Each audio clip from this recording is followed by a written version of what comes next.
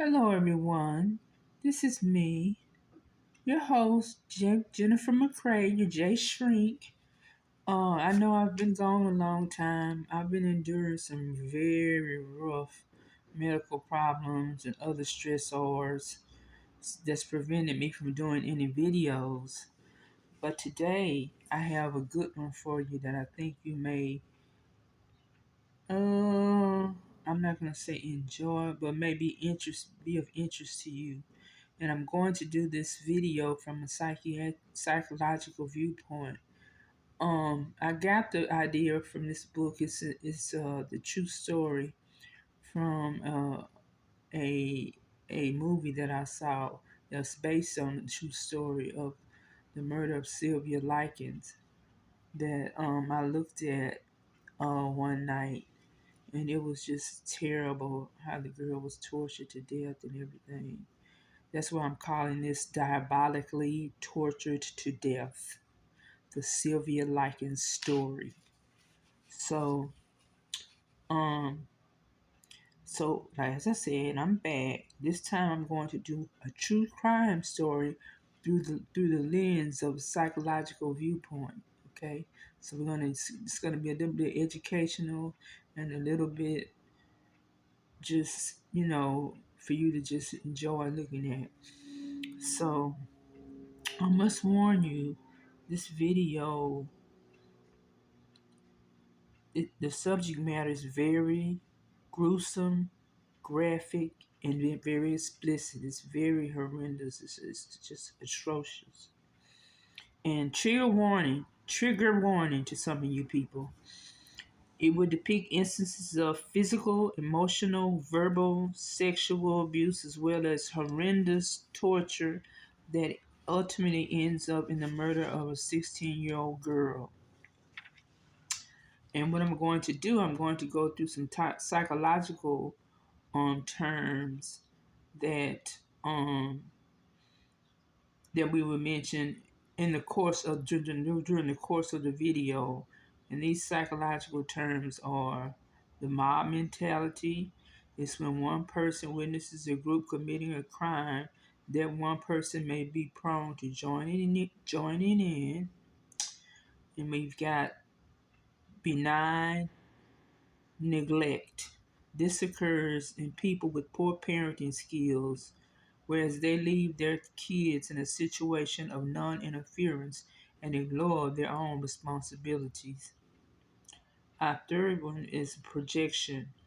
It's a mental process in which a person attributes to another what is in their own mind. For example, a person who feels self-loathing, self-critical, may attribute that to another person that they don't like, those feelings to another person that they don't like. And our next psychological concept we'll be looking at during this video would be the bystander effect. And this occurs where several witnesses hear a victim crying out for help, but they don't interfere because they think someone else will, call the cops or do something like that. And we have the learned helplessness. It's a form of psychological conditioning in which a person tries to escape and they simply give up out of frustration. They believe that their plight will end in failure no matter what they do. You remember in Psychology 101, learned helplessness we learned with the rats, and they had the rats in a cage. They had one side of the cage going towards the food, towards the front, with electricity, with the electric grill, and the other side, it was just plain. And so, they did the experiments where they would get the rats to get the food just regular, that's called the control. Then they would get them they would shock the rats when they would try to get the food.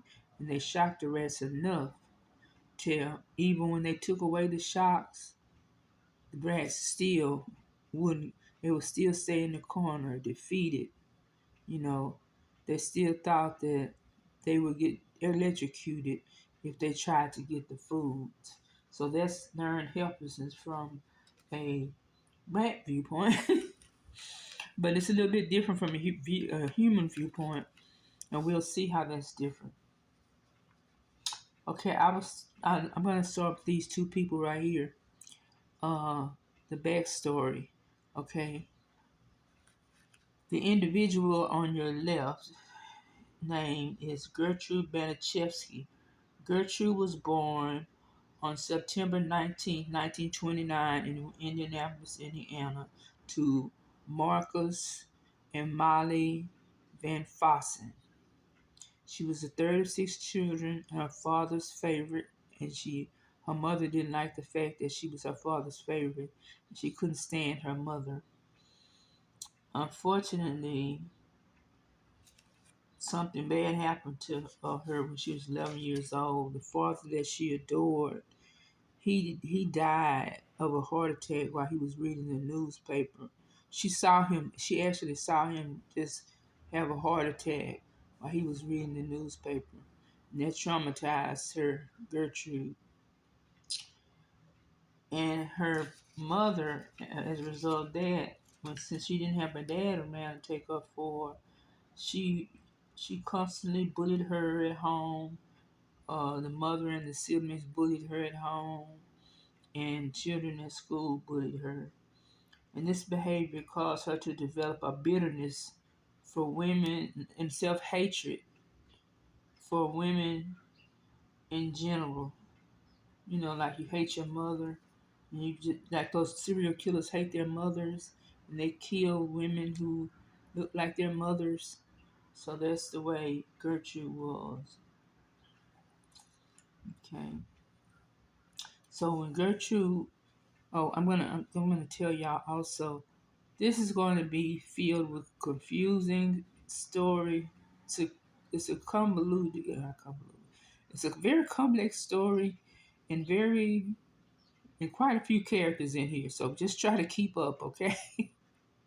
Okay. But anyway, so when Gertrude turned 16, she left home and dropped out of school. She married a deputy named John Baniszewski. He was fit. They had four children.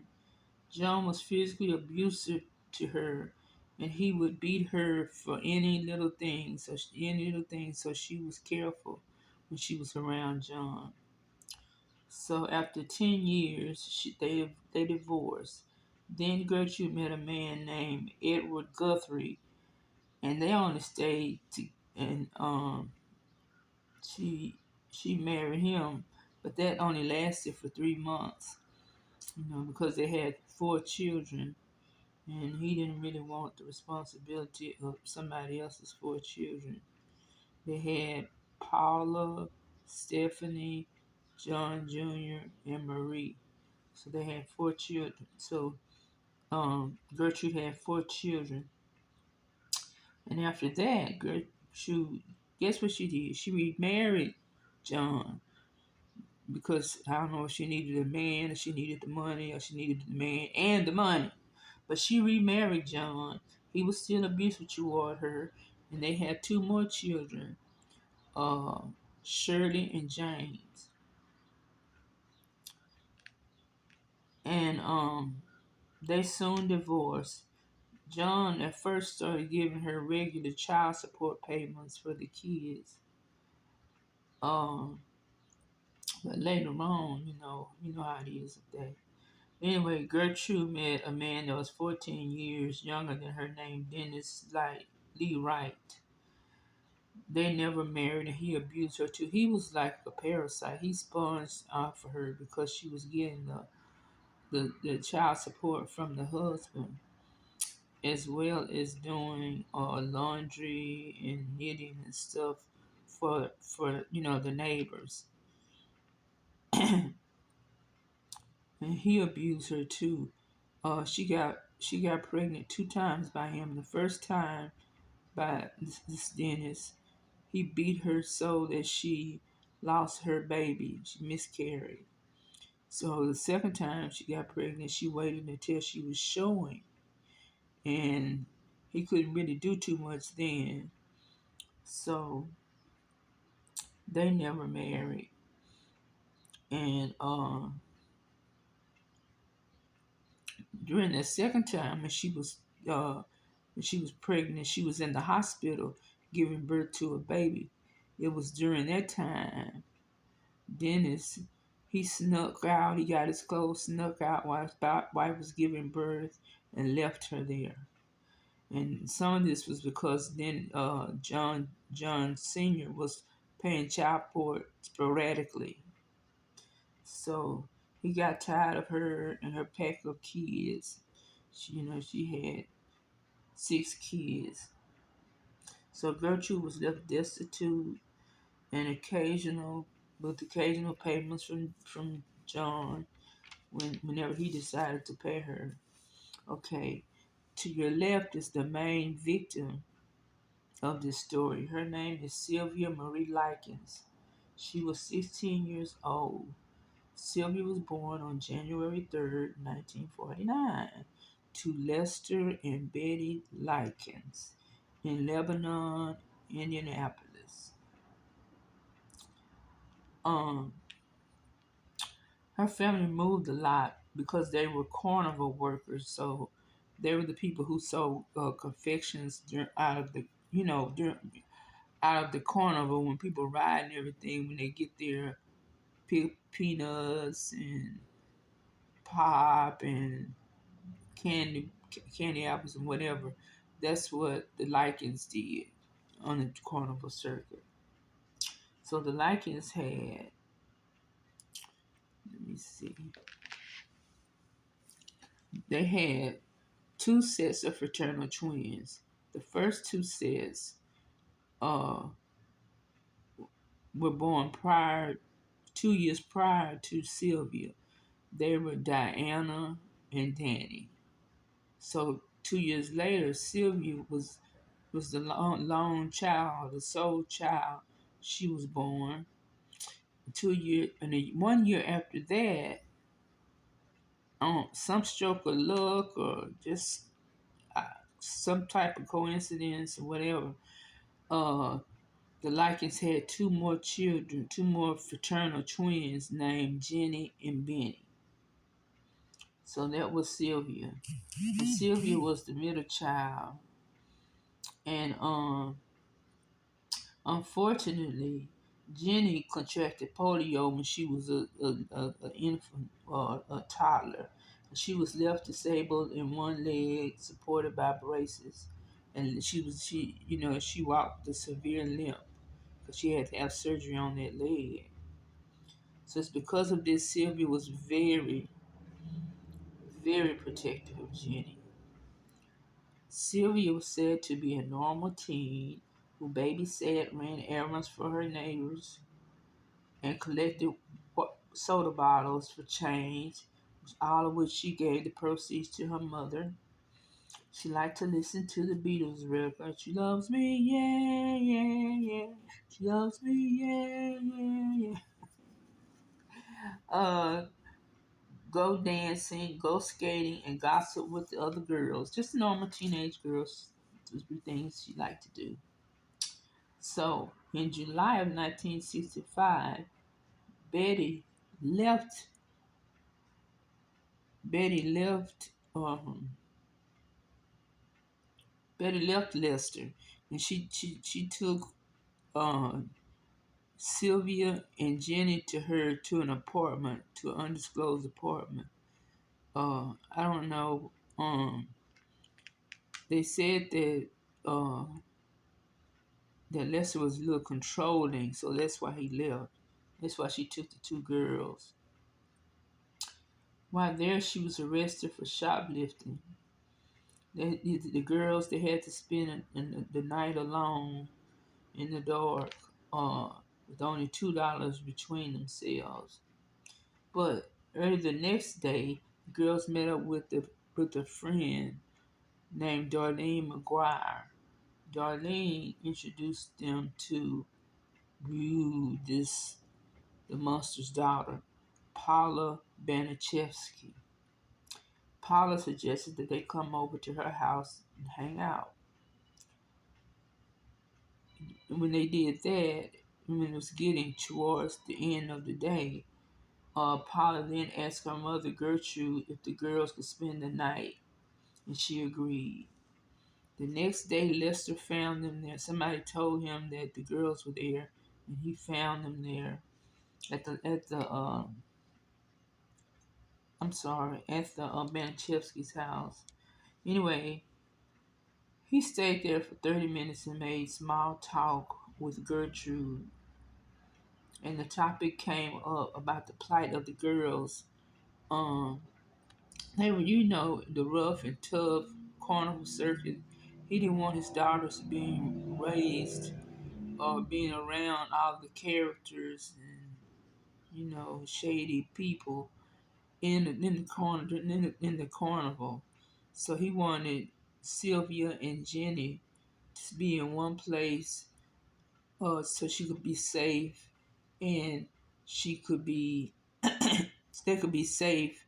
I'm sorry, and they could get to continue their education and get their high school diploma. So the subject came up out of the small talk. The Lester said that he needed a stable place for the girls to stay. And either Lester or Gertrude suggested that she board the girls for $20 a week. Both girls would get $20 a week. He would send it to Gertrude. Without taking a tour of the house, Lester failed to see the squalor, filth, lack of utensils and plates. They didn't have a stove. They had a hot plate. No, yeah, they had a hot plate, and they didn't have a phone. The only furniture they had was the furniture in the living room. Okay, so that's Sylvia, and that's Jenny. Okay,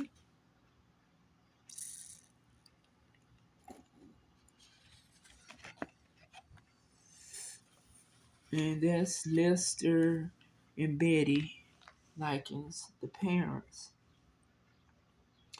Also, Lester never stayed more than 30 minutes to vet the house, and before he would entrust his daughters to this evil woman. So Gertrude herself was described as a haggard, run-down looking woman who looked 20 years older than her 36 years. She was a chain smoking, beer guzzling, prescription pill using asthmatic with a number of unidentifiable illnesses. Her house served as a neighborhood hangout. And by hangout, I mean they could do anything there. The kids in the neighborhood could come over, and her kids. They could drink beer, they could smoke, they could have sex, they could do whatever they wanted to do at her house, and she didn't care. So she was a local hangout.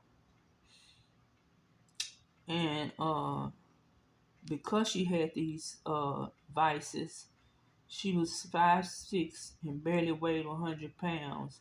It was because of these habits that she barely ate. And her cupboards in the kitchen consisted of only soup, crackers, and bread. She had poor parenting and hygiene skills. Let me see if I got that one. Somehow they managed to get enough beer and Coca-Cola. I mean, not Coke. I'm sorry. Not cocaine, but Coca-Cola. That's how the kitchen looked.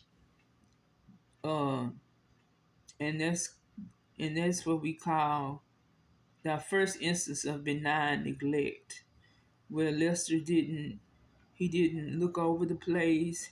He didn't ask Gertrude many questions. He just left. He just left Sylvia and Jenny there, and just didn't interfere. But while Sylvia was there, the first 2 weeks, they were like normal teen. They did normal teenage things like hanging out, listening to music like the Beatles and the Motown sound while drinking sodas, and somehow they managed to afford sodas and beer. I don't know, but they couldn't afford food. But anyway, uh, and gossiping about boys, they Sylvia and Jenny also went to church with the Benichevsky's family. And Gertrude was a wolf in cheap clothing. At church, she was all pious and holy, but at home, she was a wolf. She was evil, wicked, any other word to describe her. She was just the opposite of what she portrayed herself. A week or so later, guess what? Oh, and also Lester paid them ahead of time, when he was there before he left. So the next week, the payment didn't arrive on time on the specified date. Gertrude threw a fit and screamed, "I took care of you two bitches for a week for nothing," and proceeded to beat them across the buttocks with a heavy paddle for their father's failure. Uh, and she did this by pulling their uh, panties down and just beating them in front of her children also. But ironically, the payment arrived a day later, but Gertrude didn't apologize or anything.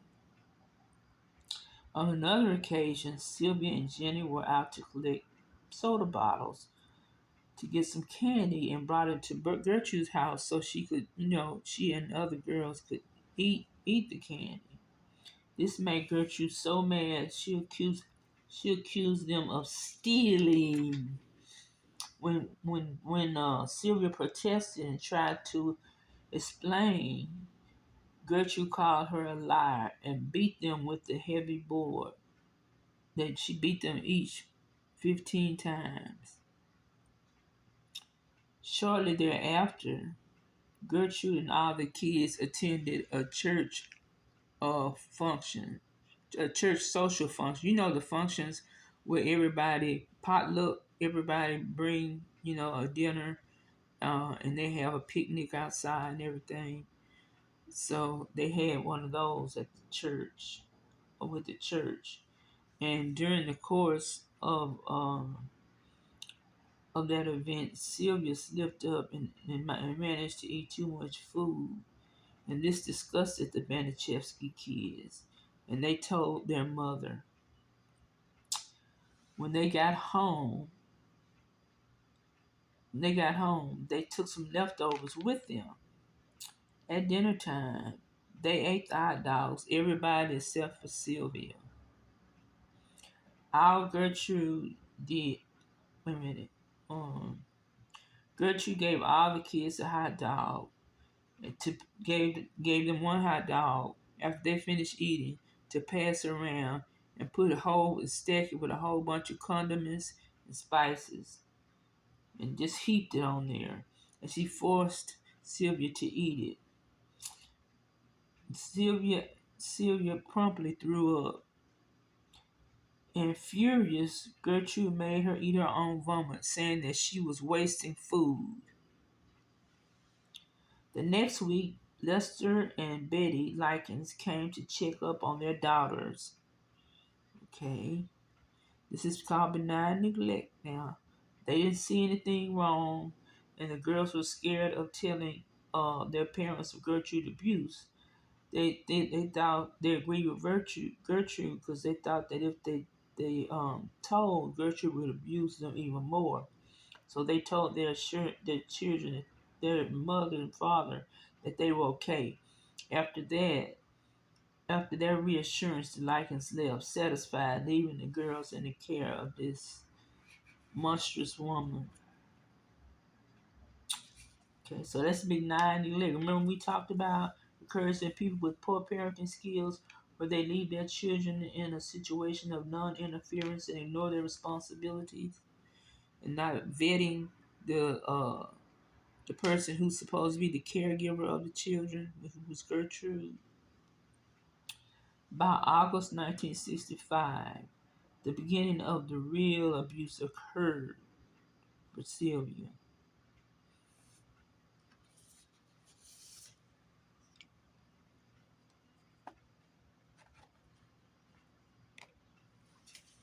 Okay, the real abuse occurred for Sylvia. Oh, okay. So Gertrude overheard Sylvia telling one of the girls who came over that she'd let a boy fill her up once. Gertrude ran out crying, "Prostitute, prostitute! You're a prostitute for letting boys touch your privates." When Sylvia tried to sit down, Paula pulled out a chair from under her, causing Sylvia to fall to the floor.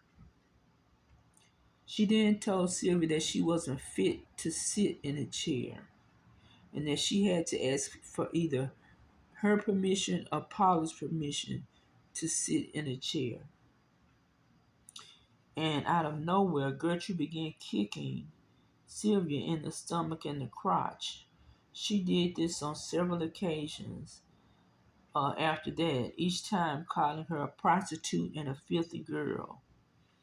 After that, Gertrude started letting the neighborhood kids beat and mistreat Sylvia, throwing her down the stairs, putting out cigarettes in front of her, just beating her, scratching her, generally using her as a human punching bag. This is where we get the concept of the mob mentality. Remember when all the kids are together, uh, beating up Sylvia, and that one kid looks, that person joins in. So they did this all under Gertrude's supervision. Gertrude gave Sylvia a sermon on the filthiness of prostitutes and women in general. She had a lot of self-hate. But the question is, the number one question y'all want to know is, what motivated Gertrude to treat Sylvia this way? Simple answer, jealousy. Gertrude was envious of her. She was envious of her youth, her beauty, her health, because she was a very healthy girl, and her potential in life.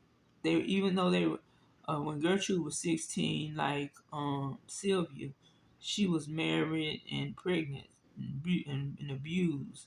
So she she was angry about that, and the girl's friendly personality. This is where we see the concept known as projection, where she attributed her frustrations onto Sylvia, her frustrations and her poor choices onto Sylvia. She also used Paula as her proxy because it was she and not Sylvia who was loose and sexually active. Paula was pregnant at age 17 by a married man. So she was really the prostitute, but Gertrude projected that onto Sylvia.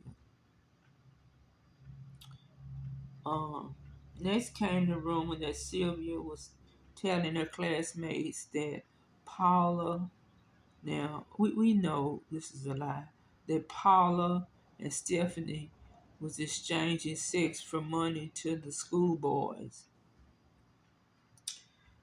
And this is that accusation angered Stephanie's 15-year-old boyfriend, Coy Hubbard,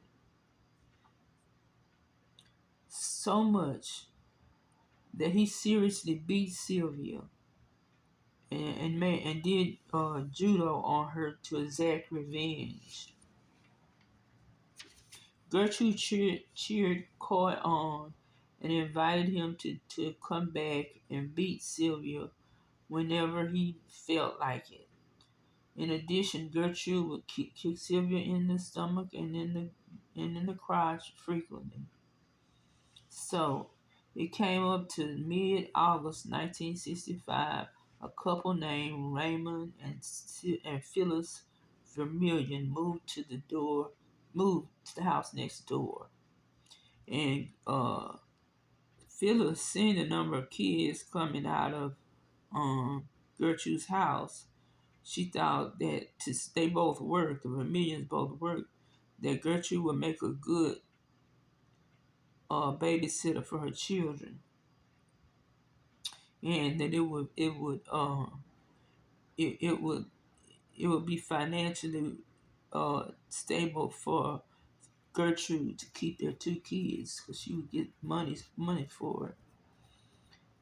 And the next week, the weekend, the Vermillions invited the Branichevskis and the Likens over to a barbecue so they could get to know them better. Phyllis saw Sylvia wandering around with a black eye. When she asked how she got it, Paula stepped up with her pregnant ass and proudly said, I did it. Then Paula threw a glass of hot scalding water in Sylvia's face. These people are a mess. The mama and the daughter are a mess. I, I'm speechless.